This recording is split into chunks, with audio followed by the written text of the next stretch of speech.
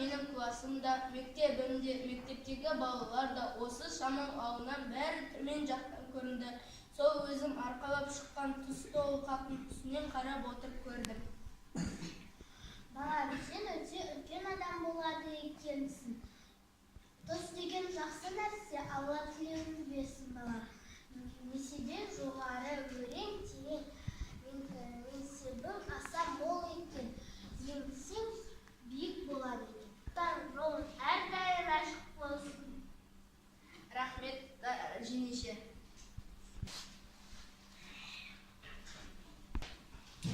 Ал енді балалар, Нұрсұлтан Әбішұлы Назарбаев кім? Рамазан айтамын. Ол еліміздің басшысы, халқымыздың жанашыры, өттеріне терең ойлауға жарайсың. Аялым айта ғой. Ол Қазақстан үкіметін басқарғанда 44 жаста болды. Осылайша оның саяси өмірбаяны басталады. Өте жақсы. Әдемі айта ғой. Елбасы үлкен саясаткер болуы, қатар жан-жақты дамуы, тұлға барлық қазақтар сияқты жылқыны жақсы көреді. Сондай-ақ өнерге де көп көңіл бөлетін адам. Ол кісінің енім менің және де Үшқоңыр әндері бар. Бұл әндерді Нұрсұлтан Әбішұлынікі екенін біз мақтанышпен айтамыз. Өте жақсы. Назарбаев 6 шілде Алматы облысы Қаскелең ауданы Шамалған ауылында дүниеге келген. Мектепте жақсы оқып, жақсы білім алды. Ата-анасы қатты құрмет тұтты. Жасынан зерек алғыр азамат болып өскенде металлург мамандығын алып, ол халық қалауымен 1991 жылы 1 желтоқсан Қазақстан Республикасының президенті болып сайланды. Содан бері 27 жыл өтті. Өте жақсы. Қайырсан айтамын. Нұрсұлтан Назарбаев яғни бұрын өз өнерін өзі тағайынды толық терең сезінетін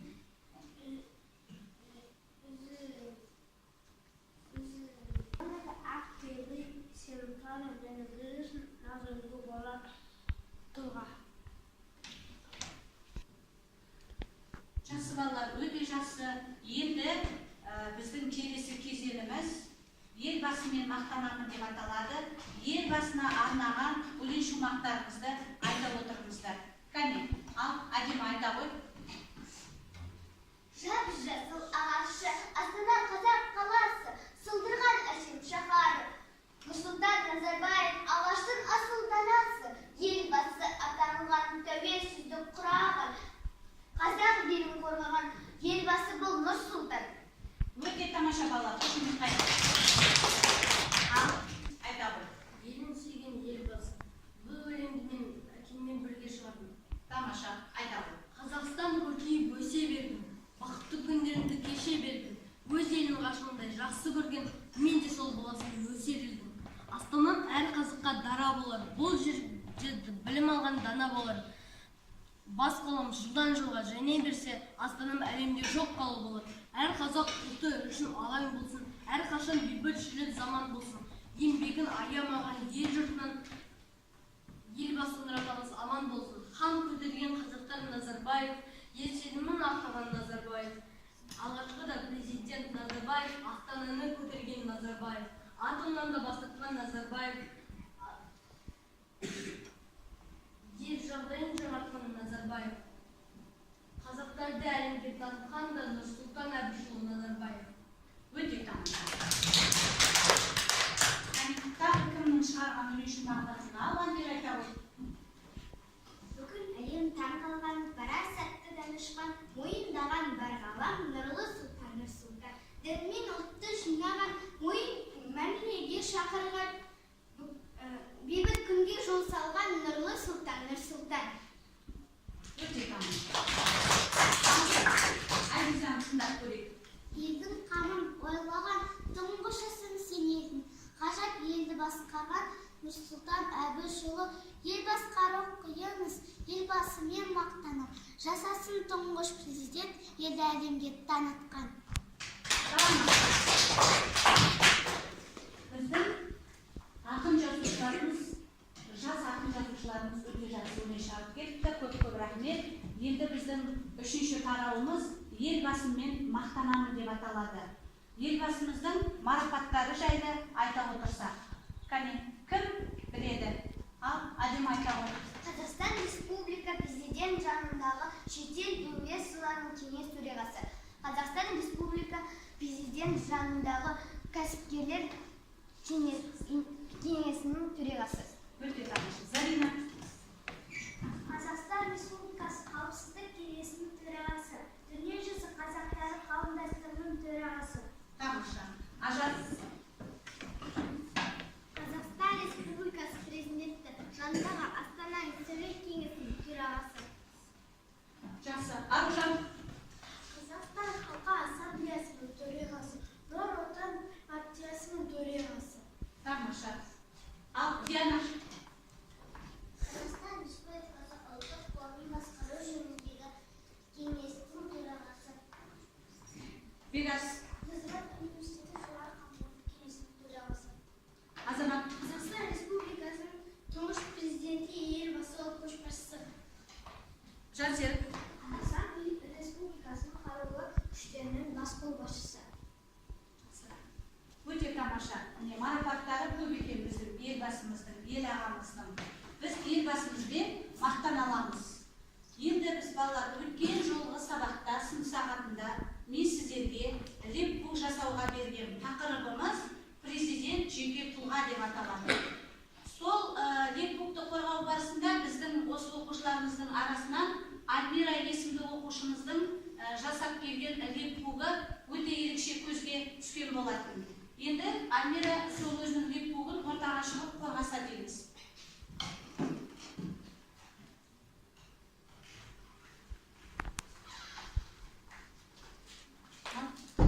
Көмекші, кел. Азиза көмекші бола ғой, бер жағынан ұстап. Ал, қорғай ғой. 1940 жылды 6 шілдеде Іле Алатауының баурайындағы үш қоңыр жайлауында Әбіш пен Әлжан Назарбаевтардың шаңырағында көптен күткен ұлы өмірге келді. Оған әке-шешесі Нұрсұлтан деп ат қойды. Оның өзі бір хикаяға айналды. Тойға жиналған адамдардың бәрі түрлі есімдерді қоя берді. Бірде әжесі Мырзабала келіп, оның аты Нұрсұлтан болсын деді. Және де менің Нұрсұлтан Назарбаев туралы 12 қызықты дерегім бар. Біріншісі, туылғанда салмағы 5 келі болған. Екіншісі, есімнің құрамындағы екі есімді біріктіріп әжесі қойған. Үшіншісі, мектептегі аттестатында бір ғана 4 болған. Төртіншісі, 3 жыл бойы орыс тілінде білім беретін сыныпта оқыған. Бесіншісі, көршінің үйін тұрғызу үшін кірпіш құйып ақша тапқан. Алтыншысы, бала кезінде ұшқыш болуды армандаған. Жетіншісі, мектепті бітіргеннен соң химик болуды жоспарлаған. Сегізіншісі, Днепродзержинскіде оқып жүргенде Украинаның спорт шебері болған. Тоғызыншысы, ата-анасы түркі құрылысына қатысқан. Оныншысы, 22 жасында бірінші рет шетелге ұшқан. Ол ел Финляндия. 11-шісі, нағашы атасы молда болған. 12-шісі, әкесі бар тілін жақсы меңгерген. Азамат, көмекке келші.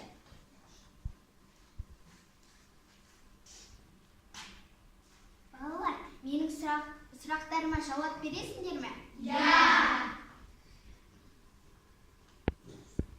Бірінші сұрағым, Нұрсұлтан Назарбаев қай жылы дүниеге келді? Тамилай. 1940 жылы. Дұрыс. Келесі сұрақ.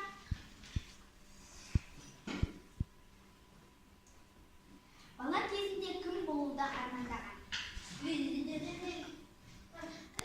Әдема. Ұшқыш. Дұрыс. Назарбаевтың анасының аты кім? Бегарыс. Әлжан. Әлжан, дұрыс.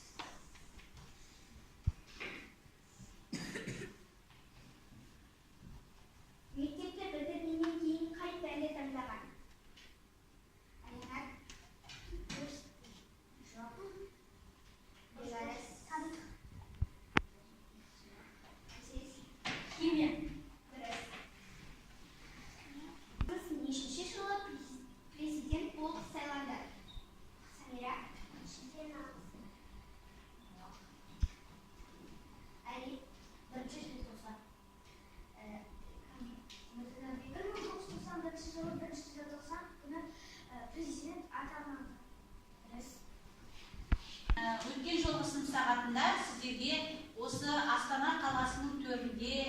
қиялдарыңызда қандай ғимараттың бой көтергенін қалайтындарыңызды сұраған болатынмын.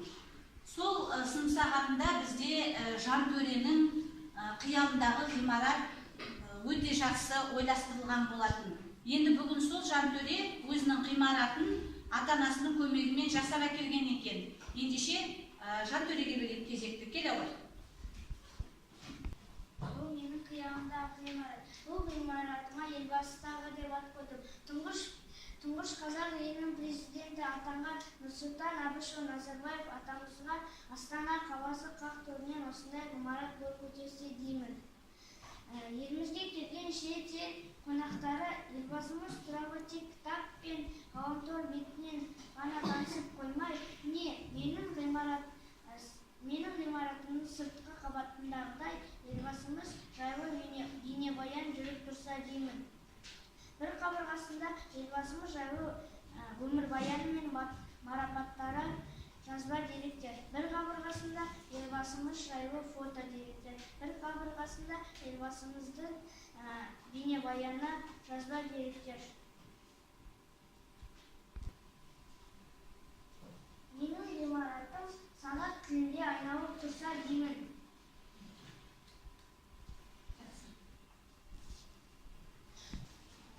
Ал балалар, осы еліміздің көркеюіне, өсуіне қандай үлес қосасыздар? Қалай сенімдеріңізді білдіресіздер? Кәне, өз ұрандарыңыз бар шығар.